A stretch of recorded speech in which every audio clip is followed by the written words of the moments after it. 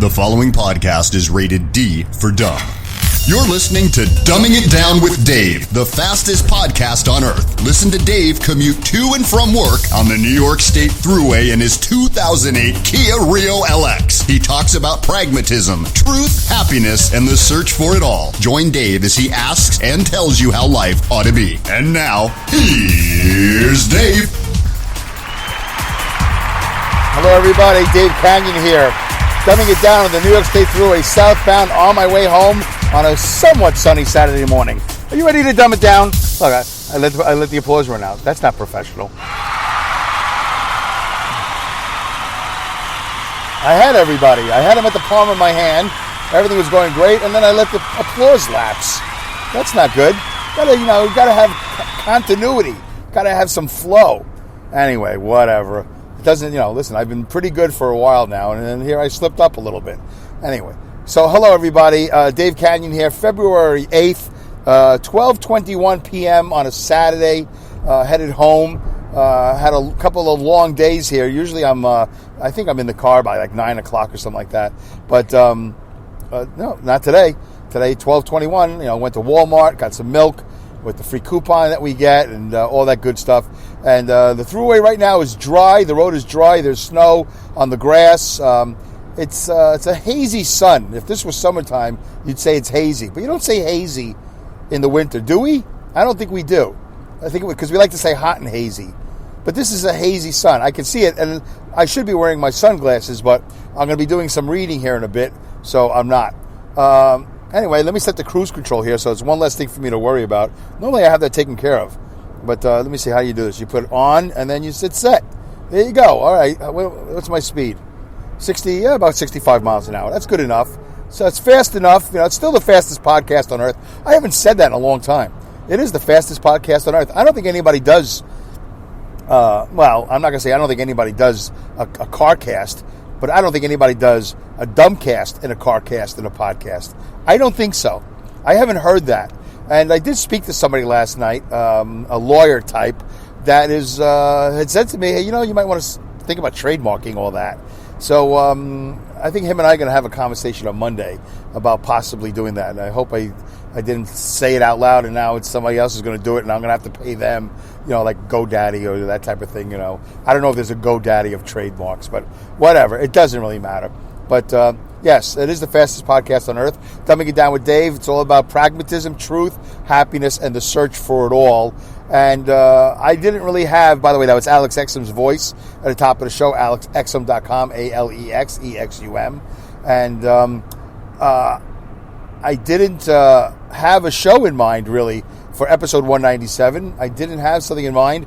I think I was going to do like a bonus show. But something happened last night, so there you go. I got a little story to tell you. I'm going to read you a Facebook post. And as you know, I don't get political on the show. Why? Why don't I get political, you ask? Because I don't know enough. I'm one of the few people in the world that are willing to admit, I don't know. I don't know anything about what I'm talking about. Politics. I don't know. I know that it's red and blue. When did that start? I don't know. I think a couple of years ago. I think that's a TV generation thing. And by the way, I was watching a documentary the other day, and it's just fascinating when you stop for a second and think about things.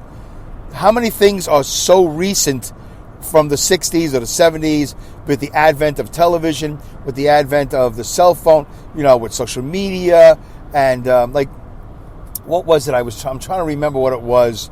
Something didn't exist back in like the 1910s. I forgot. I'm not going to remember now. I shouldn't have even brought it up. But something started to happen in the 1950s. I'm trying so hard because it was something I watched on Netflix or something. But it's interesting when you think about these things. Oh, yeah, it was something dietary. Something maybe it had to do with milk or bread or something. Oh, my wife and I were watching. Here it goes. Now it's all coming back to me. There's this guy, this famous doctor now, that created this obesity code. It's a book, and it's all about intermittent fasting. But I haven't read the book. I'm definitely not going to read it. Because I want to stay awake. I can't fall asleep every 5 minutes reading a book. But if you read it, it's good, and let me know how it is. I can't even, listen to it. Maybe I can listen to it on tape. We'll see. But he was talking about some of the dietary things, the pyramid and all that, with grains or bread. And there are things that are in there that really shouldn't be in there. 50 years ago, some doctor thought, hey, yeah, white bread is good for you. Helps build, bodies 12 different ways. I know that's Wonder Bread, but, if you don't know, Wonder Bread is a company, and one of these, a long time ago, they had a commercial. They said, helps build bodies 12 different ways. And it was a total lie, total fabrication. White bread does nothing for you. It's one of the worst breads in the world you can eat. I think it is like the worst bread in the world you can eat. I'm surprised there aren't YouTube videos that white bread can kill you. Anyway. So it was interesting to hear this guy talk. I think it's Dr. Fung, maybe. No, I don't know. But it's all over YouTube, this whole intermittent fasting thing, which I'm trying. My wife is trying. And when you stop for a second, think about all the things in our life and our daily walk that we think are true. We don't stop, and most of us do not slow down, and most of us don't slow down or stop and try to process this information. Process information, process our feelings, process our thoughts, our ideas, our actions, like what action we're going to take, because we're always on the go. And we're too trusting. We trust the government. We trust this agency and that agency. When the people at these agencies, most of them are probably college graduates, but does it make them smarter? Does it make them, maybe a little bit, right? But smarter than me, that's for sure. What does it make them? It makes them qualified for that job. And some of them, I don't know if they are qualified for the job, but I don't know how the government hires. I don't know how the FDA hires. I don't know how any of those alphabet, organizations, the NSA, everything that ends in the letter A. I don't know how they hire. We know officials are elected. The elected officials are, so they're not hired. They're elected. So they know how to campaign. That doesn't mean anything. Anyway, does this lead up to anything? Well, maybe it doesn't. But I'm going to read you a Facebook post that maybe has something to do with this. Maybe it doesn't. I'll let you decide. But just for a minute, a day, whenever it occurs, when you're looking at a food label, when you're watching TV, just think about when they say, remember they used to say Listerine, or what was it, Strident gum, 2 out of 3 dentists who chew gum recommend. It's like, I don't know if that was ever verified. There's so many things that are on TV. I don't know if they're ever verified. And then you also have to pay attention to the survey that was done and who paid for that survey. It's usually the industry that's paying for that survey that puts the survey in their favor, right? All that stuff. And there's that show that it's on TV now that I like called, what is it, Adam Ruins Everything? It's great. I don't know if any of it's true, and I know he cites a lot of the things, but it's kind of fun to watch. And one of the things I learned was the diamond industry. And I'm not a diamond guy. I'm not a jewelry guy. You guys know that already. I'm not a jewelry guy. I think all jewelry is stupid. But, and the more you wear, I think the dumber you look and all that stuff. Whatever. So, apparently the diamond industry is hoarding diamonds. And that's why they get the value to be so high. They hoard them. They mine for them. If you watch Ice Road Truckers or whatever, you see that they're up there. I don't know. What's that famous company that starts with the letter D? I don't remember. But anyway, they're doing all this. It's putting a lot of money into mining. Huge dump trucks and drilling equipment and all this other stuff. And, part of the year you can't get to the island, wherever they are, because it's surrounded by water, I guess. And then they wait for the ice roads to freeze up. And then they get all these, deliveries. So it's just a conspiracy. And then, 50 years ago, somebody came up with an advertising campaign and made it seem like diamonds were very important, for a marriage or whatever. And then the amount of money that you would spend on that, it's all myth. It's all made up. It's all public relations, all marketing. But back in the 1800s and the early 1900s, I don't think women really cared about diamonds. I think we used to mine for gold. Gold was big, but diamonds weren't big. I don't even know if diamonds even existed back then. Maybe they did. I don't know. Isn't there like a famous blue diamond that's worth $1 billion? I don't know. Anyway, whatever. I was in the Guinness World Book of Records. I used to read. That's the only book I used to read when I was a kid. I would open it up and you just, flip to any page and boom, Guinness World Record. Fascinating reading. All right, so let's get to this Facebook post. Let me see if I can do this without screwing up the show. I have it here somewhere on my phony phone. Where are you? There you are. Okay. So this is a woman, irrelevant. She's actually a teacher. Is that relevant? Not really. A friend of my wife's, relevant? No, not really. So it doesn't matter who this post comes from. But I just figured I'd tell you, I'm not going to say her name. I didn't even discuss with her I'm going to do this. because I'm not going to mention the name. So if I don't mention the name, this post is a post I've seen before, by the way.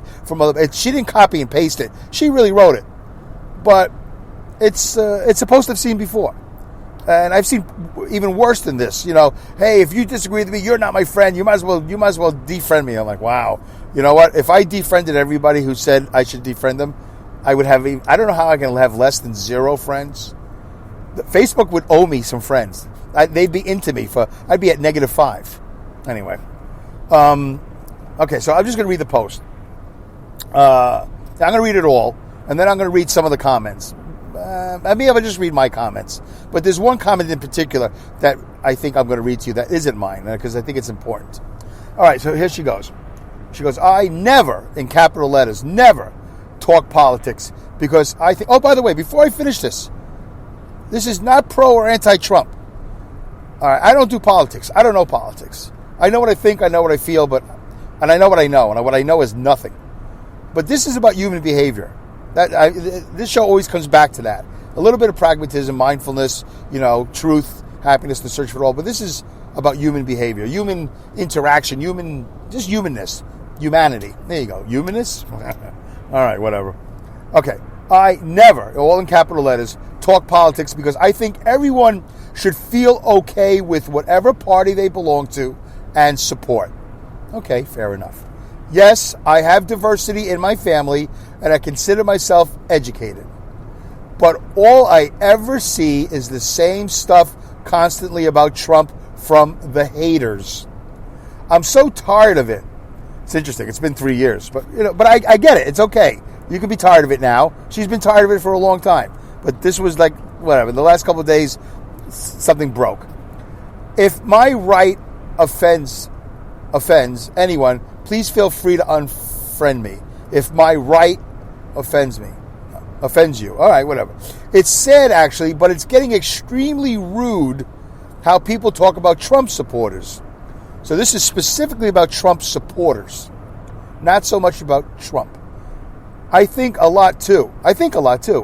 She's saying that she thinks. I just don't need to belittle people to give myself some false sense of superiority. And then at the end, MAGA in capitals, MAGA, which we all know what that stands for. Okay, so that's fair enough, right? That's fine. Finally, the straw broke the camel's back, and she wants to put, for whatever reason, she posted it. It's all good. All right. So then people respond, with these memes and blah blah blah, whatever. All right. Now some guy responds, "How about that Pelosi ripping up the speech? What a POS!" And if you don't know what POS stands for, piece of sugar, honey, ice, and tea. I don't want an explicit label on my show, so I'm not going to say the word. If I was in Ireland, I would say shite. I don't know. Does that make me explicit? I hope I don't get thrown off for Apple for that. Shite. I learned that from watching soccer, I think. So anyway, how about that Pelosi ripping up the speech? What a POS. Now, I think that's part of the hatred. Like, I see it on both sides. So here, let me just read my post. All right. So she gets a whole bunch of, people supporting her, and then idiotic memes and blah, blah, blah, blah, blah, blah. Okay. Let me see. Okay, here, somebody wrote this. You couldn't have said it better. I myself wanted to give Trump a try as president, even with his past. I am happy I did, and the more people bash him and his supporters makes me want to vote for him over and over, which, is a little ridiculous. You don't vote for somebody to spite the other people, but I get what she's saying. So thanks to you all who bash, I am now a supporter of MAGA. All right, well, she voted for him, now she's a supporter. Okay, here we go. A whole bunch of different people posting, I agree, well said, blah, blah, blah. So here's me making trouble. Okay. I said, well said, and I agree in capital letters. But it goes both ways. That's what I wrote. A short, sweet post. Well said, and I agree, but it goes both ways. And what I mean by that, I think you already know, I don't have to explain it to you, but I'm going to explain it anyway, is that I am fortunate and unfortunate to meet a lot of people in my life. And people always seem to assume, because I'm sort of nondescript, I guess. People always seem to assume that I am or am not racist. Racists talk to me all the time, and they assume I'm racist. I'm like, wow, I can't believe you just came up to me and said this crazy stuff. And by the way, it's always white people that come up to me that are racist. Black people don't come up to me because, I'm not black, but white people come up to me and they say racist stuff. I go, wow, that's amazing. You just assume I'm racist or I'm okay with it. And yeah, I'm a coward. I don't fight back. I don't have the energy for fighting all these people. And then there are people who are either Democrat, whatever affiliation that they have, they just assume that I have that same affiliation. It's just interesting to me. They don't ask me. They don't say, hey, by the way, just curious before I say anything, are you left? Are you right? You're red? You're blue? They just go and tell me stuff. I go, okay. I mean, I don't care one way or the other. But it's funny that people just come up to me and just blah, blah, blah. And it also goes with sports. People like to talk to me about sports. I go, I don't know. I don't know what you're talking about.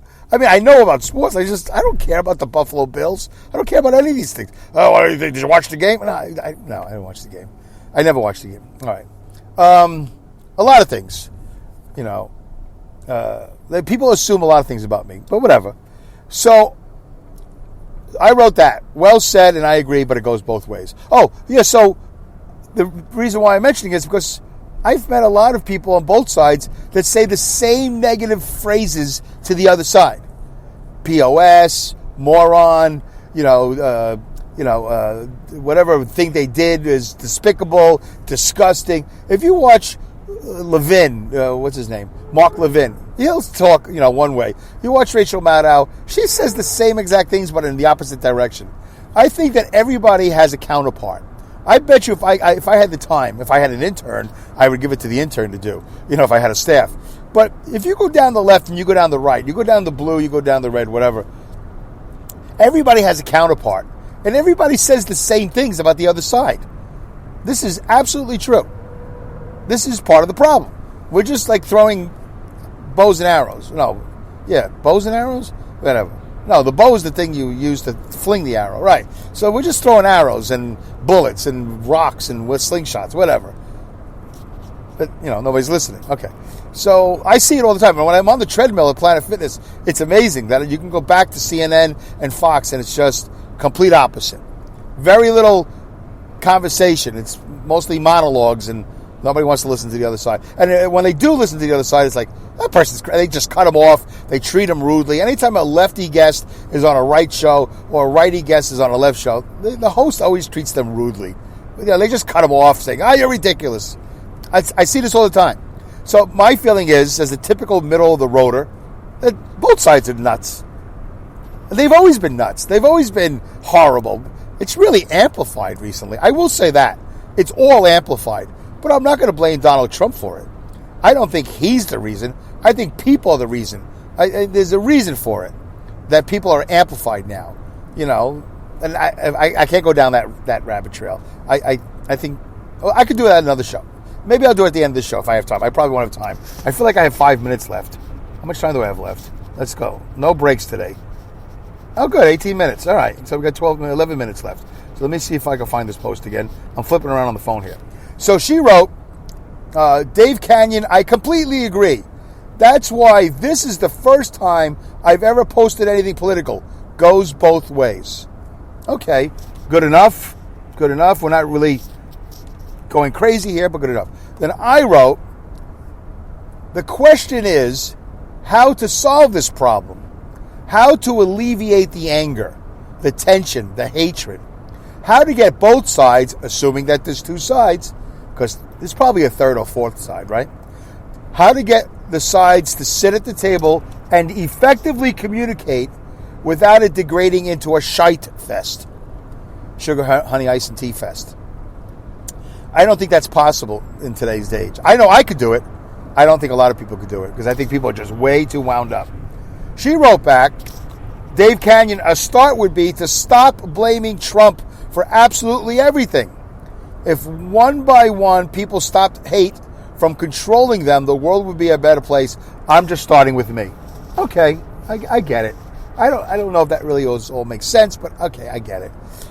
Because there's hate on the other side too. as you can see by the POS comment, people hate Pelosi. And I'm not saying they should or should not hate Pelosi or Schumer. I have my problems with all politicians. Remember once upon a time, 20, 30 years ago, when Johnny Carson was around and we didn't have all the social media? He would pick on everybody all the time, but just a little bit. And then he would go on to a bombastic Bushkin joke, or, he'd bring on Rickles or whatever, whatever. But his humor was all over the place. But now it's like really, really like anti-Trump. So, and as a comedian, as a former comedian, I can understand mining the mine. I can understand mining the ore. And if you feel like it's not tapped out, keep on mining for those jokes. I get it. Those guys are in there digging for material. And if there's plenty of material, you don't walk away from it. You don't leave it on the table, especially with all that competition. You got the two Jimmys and the other guy, whatever. I don't know how many late night hosts there are. You gotta have the best jokes. But for me, it got old real fast because I don't like repetition. I like a variety. And say what you want about Carson, but back in the day, his jokes had variety. A lot of the jokes worked, and a lot of the jokes didn't work. And if they didn't work, he did his little dance, and it was funny. All right. So she wrote, I'm just starting with me. Okay. Then I wrote, understood, good for you. By the way, good for you is not always a good thing to write. A lot of people get upset when I say good for you. They think I'm being sarcastic, but I'm not. Not all the time. I say, no, good for you. That's what I say, good for you. Yeah. Okay, good for you. We could go on and on discussing this. I'll stop here. Unfortunately, and I think this is key, unfortunately, most Americans are not as thoughtful and open-minded to the possibilities in life. Hating has become easy for them. Mostly on social media, it's become extremely easy. I think it's going to get much worse before it gets any better. The consciousness awareness of most Americans is low and getting lower every day. I'm concerned for the children. What a hostile environment they're going to exist in. And that's the end of that thread. And I totally believe that. I think it's going to get really, really bad. I think that we have a potential for a civil war. I really do. I think it's amazing to me. Well, it has gone to the streets, right? Isn't there that Antifa group? They're kind of crazy, right? And we had all these marches and whatever. I don't know. And, I'm not pro-march. I'm not anti-march. I'm like, really? Okay, go march, whatever. I think it's a little played out now. I think there's other ways of doing it rather than marching and all that stuff. But it doesn't matter. You want to march, go march. This show isn't about marching. This show is about human behavior. And I'm just here to say that, and I hope that you could see the truth for what it is, that the hatred is equal and opposite. That's very important. I should have written that in the thread there, that the hatred is on both sides. It is equal and it is opposite. And I will also say this, that a couple of years ago, before Donald Trump was elected president and it was Barack Obama, I would listen to Sean Hannity. And I ran this by a buddy of mine a couple of weeks ago, and he agreed with me. They weren't very nice to Obama either. This whole thing about getting him out of office, the rhetoric was not very polite. We're not a very polite people. And this is one of the reasons why I stay away from politics. Because I've said this before. Anytime you're at a gathering, nobody walks out of a political conversation and goes, oh, I'm so happy. That was such a great conversation about politics. Boy, those Democrats and those Republicans. Well, it's just so great to be in that circle, and nobody's hating. We're just having really great discourse, left, right, pro, con, good, bad, legislative, judicial, executive, whatever. No, nobody walks away happy. Nobody says, I just made a friend. Oh, yeah, he's on the opposite side of the aisle, but he's a really good guy. No. It's always like, oh, that guy's a moron. It's always like negative. Nobody walks away from anything involving politics. I mean, really, if you think about almost every aspect of politics, almost nobody walks away any better. Isn't there a thing about the president, like presidents that are president for 8 years? I mean, 8 years is a lot of time. But in president years, don't they all like really super deteriorate in those 8 years? It's very stressful. maybe one president isn't enough. Maybe we need to have more than one president, not a vice president. Like, maybe we need to have an East Coast president or West Coast president. Or maybe we need to have a president of the Republicans and a president of the Democrats. And if you check off a box, and if you want to live under Republican rule, you check off the box and you only adhere to all the Republican stuff. Republican taxes, Republican civil rights, and all that. And if you're a Democrat, you live under their rules. This way everybody's happy. You're not being governed by other people. I mean, I don't know how we would live in the same borough, the same city, the same community, unless we all move. Maybe there's a way we can redistrict ourselves. I'd be willing to move. I don't have to stay in this house. I mean, it's getting redone. It really looks great, but, I'd be willing to move. I don't want to move to Minnesota, but you know what I'm saying? I mean, I know it's far-fetched. I'm only kidding partially, but that makes sort of sense, right? You should just live by the rules that you want to live by. I don't want to live by Democrat rules. All right, go ahead, check off this box, and you'll get Republican taxes and Republican welfare, Republican medical care, and you'll just be it'll be like two countries in one. And that's it. That solves the problem. Anyway, I think there's hate on both sides, and there's very, very little ability to talk. I know I lost. I didn't let go of anybody, but I know that I've been let go of because people don't like my political views, which is interesting because if you know me at all, and you guys that listen to the show, I don't really care one way or the other. I'm laughing through it all because it's all so ridiculous. But it is what it is, and it's going to get worse before it gets better because I think that nobody is really at the helm. Nobody's really doing. I mean, I know my wife says, "Oh, how could you? With President Trump with his rhetoric, what he says about aliens and all this other stuff, and the hatred." I got to be honest with you, I don't know one time. I've never seen him say anything that I think was that offensive. Not any more than any other politician or president. I do remember when he first campaigned, and he made that comment about Mexicans and, being rapists and all that, whatever he said. And I'm like, whoa, he's out. I thought for sure by the next day, I remember watching it when he said it. I was watching it. He came down the stairs, and then, with his wife, and then he did the speech. I went, oh, he's out. He blew it. He just did this for the publicity. This is a joke. But you know what? Nobody cared. He got away with it.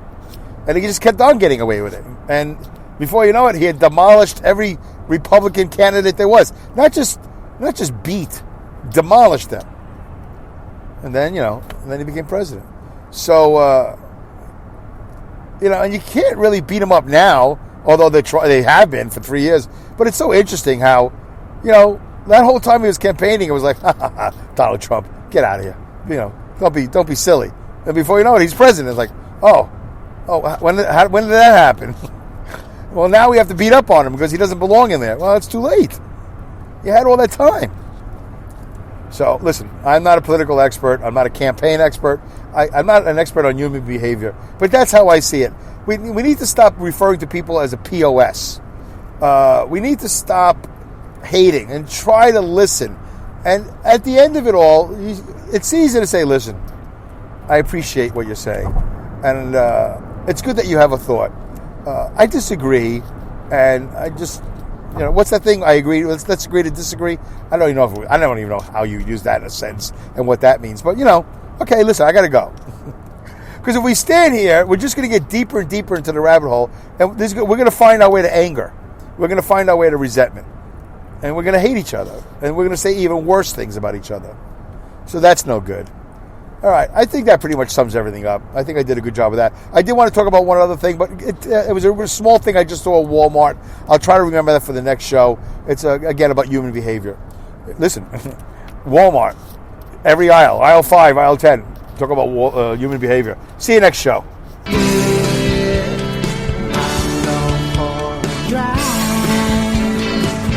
Thank you for listening to this episode of Dumbing It Down with Dave. Goodbye, good day, good night, good luck, good riddance, Godspeed, good racks, and great skills. Take care. Thank you, Howlin' Philly, for that song, Going for a Drive. Bye.